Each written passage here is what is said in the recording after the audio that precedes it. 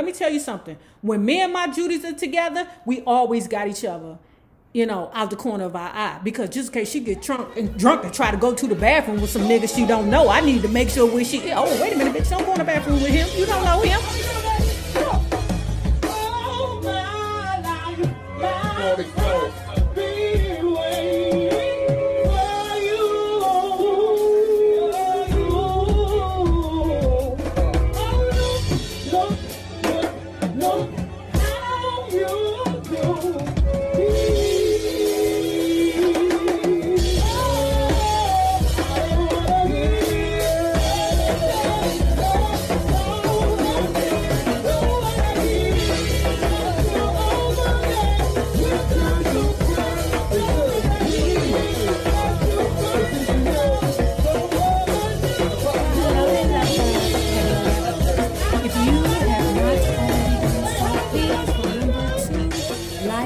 Share to Facebook and subscribe because it is so important to our success here on the YouTube. And if you are not already a part of our book club, please remember to hit the Patreon link below and or the join button here on the YouTube. And for a small monthly fee of $5, you babies, yes, you can be privy to all the shenanigans before the YouTube gets it, if the YouTube gets it. Now, let's talk about Mary Wilson's DreamGirl, My Life is Supreme. I think this is part 10.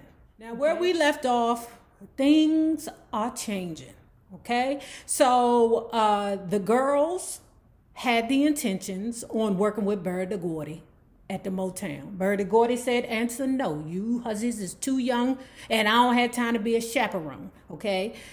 I'm too busy over here being a pimp because it was definitely pimping at Motown. Blink, if you know what I'm trying to say. No, I ain't trying to say it. I done already said it. It was pimping at Motown. Mary Wilson, everything about her is the group. Okay, and even when she's seeing Diane have bad behavior and disrespect the man, what's his name, Marvin or Milton or Marcus, something like that. It's so many M's, my bad, y'all. But even when she sees Diane being disrespectful to the man that's helping us, she still stands down. Why? Because she does not want to do anything that would compromise the group. If her words is going to say something that's going to piss somebody off in the group, she ain't going to say it. If her words may stand in the way of them and a gig, she's not going to say it. So basically, she back there, waiting in the wings for somebody to tell her what to do, which is unfortunate because that is foreshadowing for how the Supremes dynamic was later on. Mary Wilson says that instead of keeping a scorecard on who was doing what to whom, I focused all my energy on singing. I told you she back there. She right there. She right there in the back. You know, she don't care. Just as long as she's a part of something great, okay? Like many young performers, I was so wrapped up in the music that I did not see what was happening on the business side.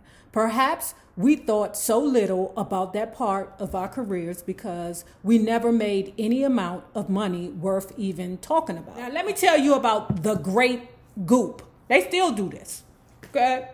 They still do this, okay? So what would happen is they were, meaning the Primettes, were sometime on the bill with other recording artists that actually had their name out there and the masses knew who they were, okay? The Primettes are something, but they're, you know, pretty something in Detroit. No. So anyway, this is the great Goop. Get ready, okay? So what the promoters would do is say that they had this big name, okay? Big name right here. Okay, and then in smaller letters, they would have the Primettes. The problem was that the bigger names didn't show, okay? Not all the time, but there were times that the bigger names did not show. And the Primettes were there, left to contend with the unhappy crowd, okay? That was the great Goop, y'all. But know this, celebrities still do that. Celebrities still allow promoters to use their name on the flyer for, like, let's say a fee of $10,000 and then never show. The promoters be like, hey, I want to use your name on this flyer so I can get people to come in. Okay, that's no problem. My fee is $10,000 for the group. Here you go. Okay. And the people would never show. So then you got people there drunk saying, well, where the hell is this? Where the hell is that?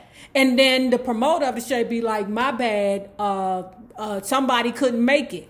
Okay. The people upset, but it still goes off like, yeah, they couldn't make it. They got caught up. When in actuality, they never had to deal with the person to show to the event anyway. It was just to use their name on the flyer in order to get people to come in and spend their money. So moving forward, the girls, meaning Mary and Diane, both have after-school jobs, which afforded them the ability to buy the little things that they love to have, you know, little outfits, lipsticks, or hairpins, or whatever it is that they felt accentuated their personality. Because they had to do 2 things in one night, like they would perform, right? But then because they were still children, they would still want to play and meet with their friends afterwards. Play. Let me tell you what play means. Play means you go outside of the house. And, you and your friends, whether y'all playing tickle, tackle, playing cards, jelly beans, double dutch, whatever it is, you are interacting with your friends in some kind of physical activity. Okay, that is play. Okay, that's play. Okay, this shit right here, that's not play. That's not play. That's not what we call play. Because they would have gigs and then want to interact with their friends later, they didn't necessarily wear like the long gowns or something too pristine or too pretty or just way too over the top for them to be able to chill with their friends after the gig. So they made sure that it was good enough to chill, but good enough still to be on stage too. Okay. Now, characteristically, after we'd all agreed how we dressed, Diane would turn up at the last minute in something entirely different. With hindsight, one can see that Diane had a plan. Child. One day late that summer, Betty suddenly announced that she was leaving the Primettes. She done moved on with her life. Okay, Paul is over there. I'm right here. I don't want to sing with you no more. I love you girls, but I got something I need to do with my life. Okay, and this is to get married and have children. Okay, that was what was important to her, to have a family. Not sing with you, bitch. Now, the most difficult part for us to accept was the prospect of finding a girl to take her place. The 3 of us had rehearsed together at times and knew we sounded fine as a trio, but in those days, singing groups had a minimum of 4 members, okay? Flo and I realized that with Betty gone, it would be harder to control Diane. Because, see, you got to understand this. You got 2 water signs. You got a moody-ass Cancer, that would be Flo, and then you have a emotional-ass Pisces, that would be Mary. Dealing with an Aries. Do you know how aggressive an Aries is? Do you know how out of pocket they are? Them mother hunchies is the biggest go-getters in life. Either you coming with me or you gonna stay here. That is Diana Ross. It's not her fault that you hussies was not keeping up. Sorry, I love the Supremes. I love you, but I love you. But when you see somebody shining brighter than you, then it's your position or it's your obligation to shine just as bright or brighter. Okay, now I know that Bertie Gordy ended up pushing her ass or kicking her ass or fucking her ass to the front. Okay, but still, you needed to be over there doing some kind of something. You should have been back there twerking or something so you can get some daggone attention. Betty's announcement was quite a joke for all of us, but nothing compared to what lay ahead. Sometime later that fall, we stopped hearing from Flo. Diane and I were confused. Finally, Mrs. Ballard answered the phone one day and told us that Flo no longer wanted to sing with us. She offered no further explanation. Nothing. Diane became upset with Flo for not calling, regardless of what had happened. These girls is sitting around confused. Okay, neither one of you, Mary or Diane, y'all don't have the voice that Flo has. And at this point, they really believe that Flo is the golden ticket. Our prayers were answered when Flo finally called us. She nonchalantly asked, how's everything been going? She sounded distant and very strange when she asked if the three of us could get together the next day. Diane was obviously relieved, but acted as if Flo really had a lot of nerve just to call us like that so casually, as if nothing had happened. As far as Diane was concerned, Blondie had better come with a good excuse. Now notice, it's been a couple of weeks, right? Probably like a month. And it happened like this, and I'm going to be very careful with how I use these words. Okay, because something tragic happened, right? So the three girls are there, right? Now Mary, because Pisces are empaths, okay? Like I told the rest of you husbands, y'all be like, I'm an empath. I mean, bitch, you ain't no empath. Shut your up. You ain't no empath, okay? Not like how Pisces can, because Pisces carry the weight of the universe on their shoulders, just like a Cancer does. They meet up. Okay, the girls are there, right? Mary is sensing distance between Flo and the two girls, herself and Diane, okay? Flo is not making eye contact. She's just looking over, detached, okay? Somehow they get into the reason why she disappeared, okay? Because Mary and Diane was like, wait a minute, Flo loved the group just like we did. Why would she just up and just fall back like this? What is going on, right? So now Flo is saying what happened. One day, her and her brother went to this old sock hopper, this dance, right? Her and her brother got separated. She waited by the door for her brother. Her brother never showed, okay? Now, that's a concern. Now, that's a big concern because let me tell you something. When me and my Judys are together, we always got each other, you know, out the corner of our eye. Because just in case she get drunk and try to go to the bathroom with some niggas she don't know, I need to make sure oh, wait a minute, bitch, don't go in the bathroom with him. You don't know him. But we always got each other in our eye, right? I think that was disgusting that her brother let her get out of his eye, considering that he is her brother, okay? I think that that should have been something that was discussed in the family, considering that Flo's family is supposed to be that type of family where it's all family first. Take care of your family first. Now, Billy, I know that if you was in the back seat trying to get some vagina, I knew once you crawled up off that girl, the first thing you should be thinking is, where the hell is my sister? She leaves out the door. She sees a guy that she knows, right? He wasn't a complete stranger, but she knew him. At any rate, she was like, okay, cool. You could take me home. The dude like, okay, I'll take you home. Yeah, he took her, if you know what I'm saying. He took her all right. That devastated Flo, all right? And as Flo was telling Mary and Diane the story, Mary could sense that psychologically it did something to Flo, okay?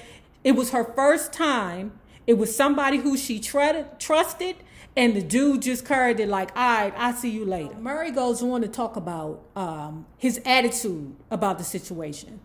Worse than the situation itself was his attitude. When he had finished with her, he acted as if nothing had happened. He was sure she was just lying, that she knew the score, okay? That's why as women, we can't play with them niggas like that. We can't play with them dudes like that.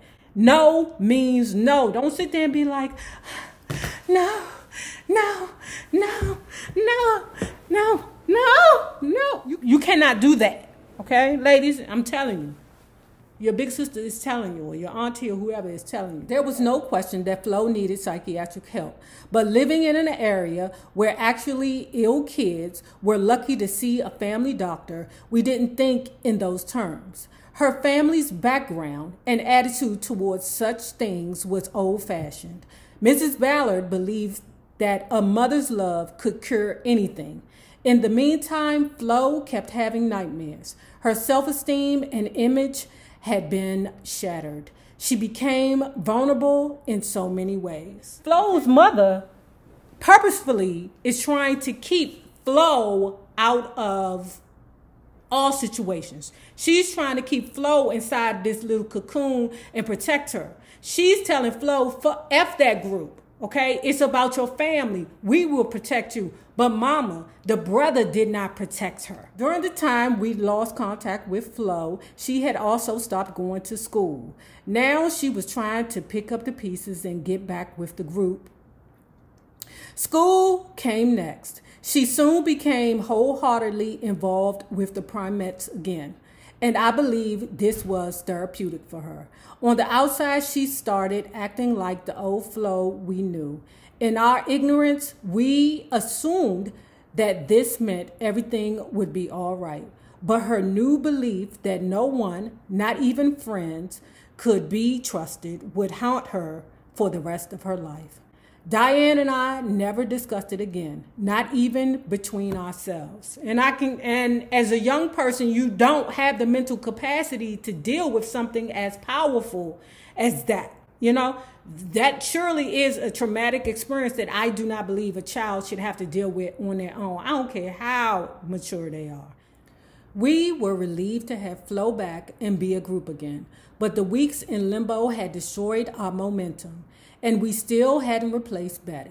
We had lost so much precious time. Making a record took a new urgency. We got back to playing all the local places we could, including the 20 Grand Club, the Night Spot. So the thing about Richard Morris, that's a dude that's working with them now. Okay, Bertie Gordy said, okay, I'm not working with them little girls. You can work with them. Okay. But Richard Morris's love for the Primettes hadn't dampened, even though Flo had left the group and Betty was gone. He still believed in these girls. His plan for them went into action. He arranged for the girls to begin recording for Robert West at the Flick and Contour Studios. Robert West liked us enough to record us. We were thrilled when he told us a new label would be created just for us, Lupine. Richard, Flo, Diane, a male singer named Alonzo, and two other female singers, Barbara Randolph and Betty Kendrick, met and took the same bus down to Woodward Avenue to Flick Studios. Richard brought along Betty and Barbara because he was worried that without Betty McGlown, our vocals wouldn't sound full enough. Now, even our first recording session had to have problems. Diane and Barbara were arguing. Barbara thought we should all follow Richard's instructions to the letter. They're in a studio session. Diane acting her ass, okay? Richard say, sing it the way I told you to sing it, Diane. And said, no, Richard, I don't want to do what you tell me to do. I want to do it my way. And you don't know what the fuck you talking about. I can do some if I want to on this song. Richard say, no, didn't I set this up? Do what I say do. And without Betty, the big sister being there, then they definitely don't have no control over Diane. I'm like, why the hell y'all just don't take Diane in the back and put her up? Now, Flo and I had become almost immune to Diane's little outbursts. But you could see that people who didn't know her well took the things to heart.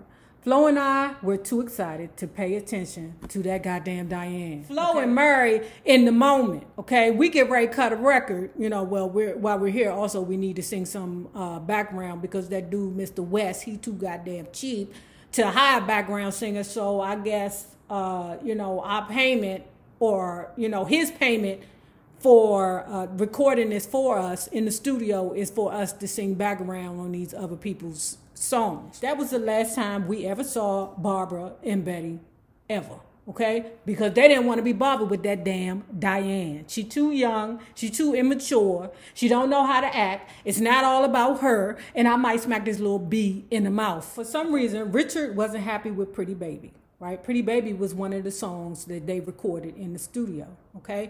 Though he never let on about it to us, as far as we were concerned, it was enough just to hear our voices. In the end, however, it didn't matter what any of us thought. It didn't make one bit of a difference. A few weeks after the session, with our first records pressed and ready to ship, Robert West's distributor, B&H, an independent black distributor in Detroit, was targeted for payola investigations. Okay. Now, later on, we find out that it was only a target, or he was only a target, not because he had some shenanigan practices. You know, I'm pretty sure he did, but the reason why he was targeted was because he was a black man, okay? And you know, back then, if you black, you can't make too much money. Now, so with that being said, that record just disappeared. Everything disappeared. So now the girls are back at square one. And at this point, the one thing that Richard could do for us now was help us to replace Betty McGowan, okay? Not having a fourth member was threatening our bookings, because remember, back then, 3 was unlikely. 4 was better suited. I was still very close to John L. and Ivy, right? So she would still go over there for the weekends or whatever to spend time with her mommy aunt, right? She also had a girlfriend over there that was interested in making music also. Jackie, that's the little girl's name, was singing in a group in Southwest Detroit. But I was so confident that the Primettes were on to something that I tried to woo her to join us. Once, when it seemed that Flo was never coming back, I'd given Jackie a big sell about the Primettes and even introduced her to Diane over the phone. From the beginning, though, she and Diane didn't get along, and Jackie could never understand why. Because the situation with Diane and Jackie ain't worked, and Jackie is confused about why Diane don't like her. First of all, Jackie, why do you even give a fuck? Fuck Diane, okay? Who cares about her? They need a fourth singer, girl, and it could be you. But it didn't end up being her because Diane did not like her, all right? Then the next person on the list was this chick named Barbara. Okay? For some reason, I was the only primate with Richard when we met Barbara. We could hear right away that Barbara was not a great singer, but she had a wonderful attitude about the primates that was very appealing. Flo and Barbara seemed to have an instant rapport, and we all got along beautifully. Okay? Now, remember what I said. That damn Barbara ain't got a voice. So Diane don't feel threatened, okay? Yeah, she got personality, you know, and maybe she radiates energy that would be an asset, you know, when they're performing. But Diane, like, well, she can't sing, so I ain't worried about her, okay? So Diane is even cool with the girl Barbara. Feeling like a whole group again, the 4 of us couldn't have been happier. We assumed our cheerful dispositions and kept building one another up. We were great. We were stars. We were the Primettes. Now, only days after we discovered Barbara, our gigs petered out, and we didn't hear from Richard for a few days. We gave it little thought until Flo told us that Richard had been arrested for a parole violation. We knew the answer was to go back to Berry to Gordy and Motown. The only question was, would they want us? Oh, yeah, they're going to want you all right. But anyway, if you have not already done so, please remember to like, share the Facebook, and subscribe because it is so important to our success here on the YouTube. Now, remember this. The same people that you meet on the way up will always be the same people that you meet on the way down. My naysayers, my patron loves. You babies, have a good one. Peace.